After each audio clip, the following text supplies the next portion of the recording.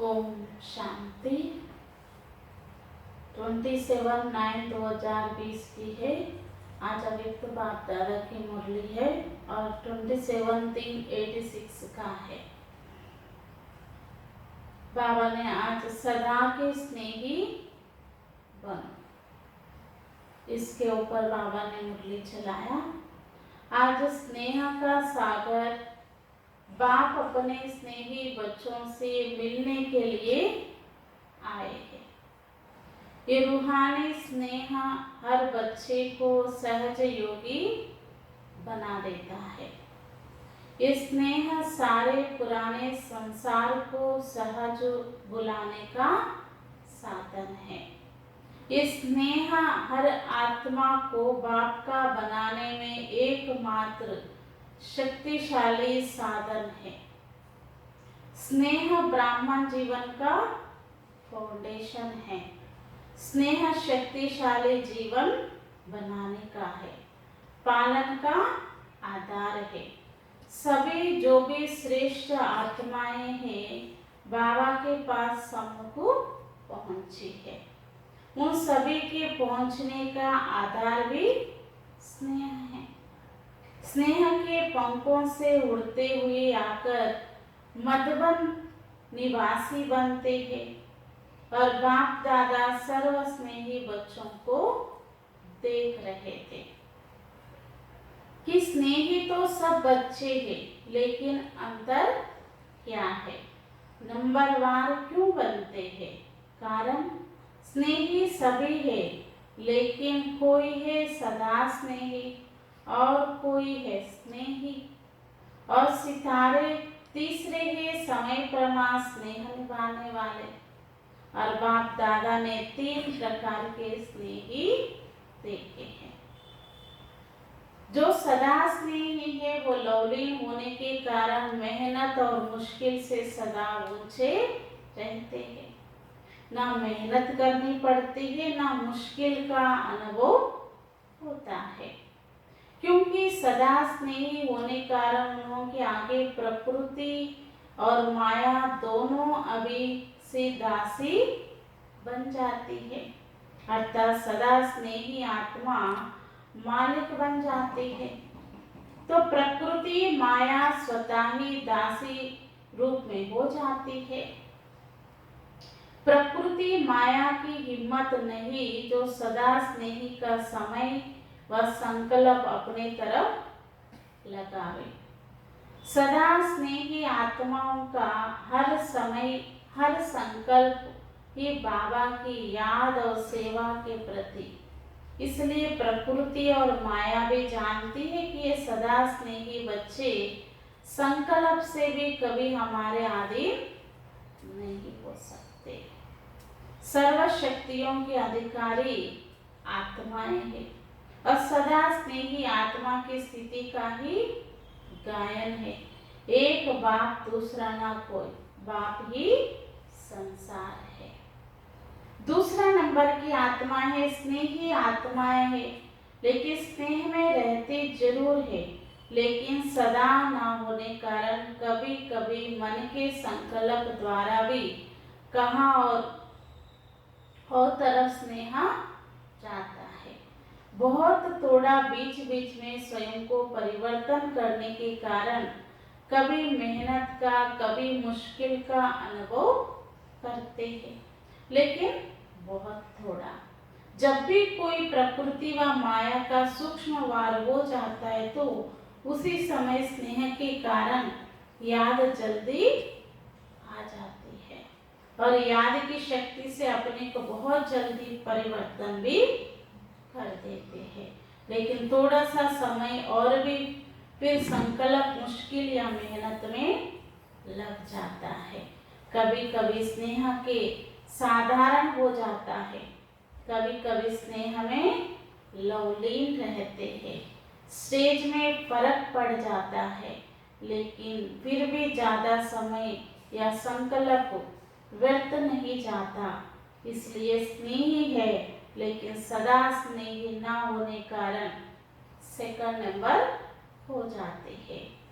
तीसरे है समय प्रमाण स्नेह निभाने वाले। ऐसी आत्माएं समझती है कि सच्चा स्नेह सिवाय बाबा के और कोई से मिल नहीं सकता और यही रूहानी स्नेह सदा के लिए श्रेष्ठ बनाने वाला है। ज्ञान अर्थात समझ पूरी है और यही स्नेही जीवन प्रिय भी लगती है। लेकिन कोई अपनी देह के लगाव से संस्कार या कोई भी विशेष पुराना संस्कार व किसी व्यक्ति व वस्तु के संस्कार व्यक्त संकल्पों के संस्कार वश कंट्रोलिंग पावर ना होने कारण व्यर्थ संकल्पों का बोझ भी है। वह संगठन की शक्ति कमी होने के कारण संगठन में सफल नहीं हो सकते। संगठन की परिस्थिति स्नेह को समाप्त कर अपनी तरफ खींच लेती है और कोई सदा ही दिल शिकस्त जल्दी होते, अभी अभी बहुत अच्छे उड़ते रहेंगे और अभी अभी देखो तो अपने आप से ही दिल शिकस्त या स्वयं से दिल शिकस्त होने का संस्कार भी सदा स्नेही बनने नहीं देता। किसी ना किसी प्रकार का संस्कार परिस्थिति की तरफ, प्रकृति की तरफ आकर्षित कर देता है और जब हलचल में आ जाते तो स्नेह का अनुभव होने के कारण, स्नेही जीवन प्रिय लगने के कारण फिर भी बाबा की याद आती है, प्रयत्न करते हैं अभी फिर से बाबा की स्नेह में समा जावे। तो समय प्रमाण, परिस्थिति प्रमाण, हलचल में आने कारण कभी याद करते, कभी युद्ध करते हैं। युद्ध की जीवन ज्यादा होती और स्नेह में समाने की जीवन उसके अंतर में कम होती है। इसलिए तीसरा नंबर बन जाते।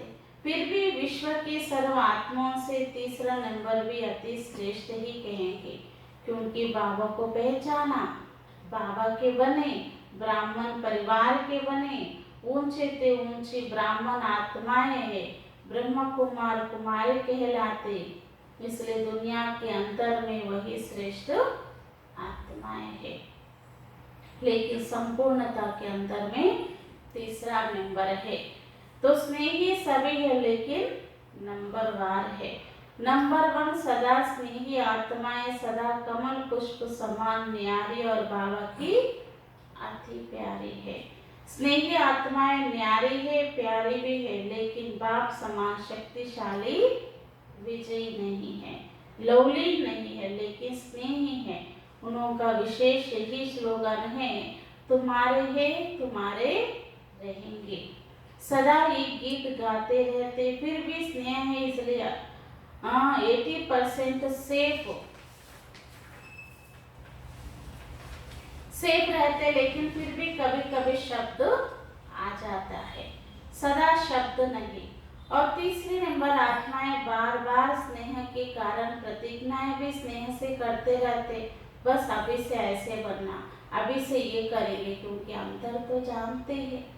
प्रतिज्ञा करते, पुरुषार्थ भी करते, लेकिन कोई ना कोई विशेष पुराना संस्कार लगन में मगन रहने नहीं देता है, विगन मगन अवस्था से नीचे ले आते हैं, इसलिए सदा शब्द नहीं आ सकता।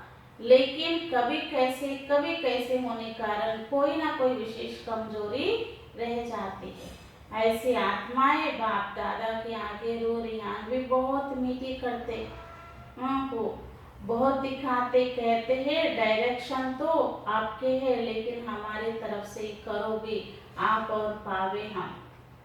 बाबा ने कहा स्नेह से कहते, जब अपने अपना बनाया तो आप ही जानो। तो बाबा कहते हैं बाबा तो जाने, लेकिन बच्चे माने तो सही।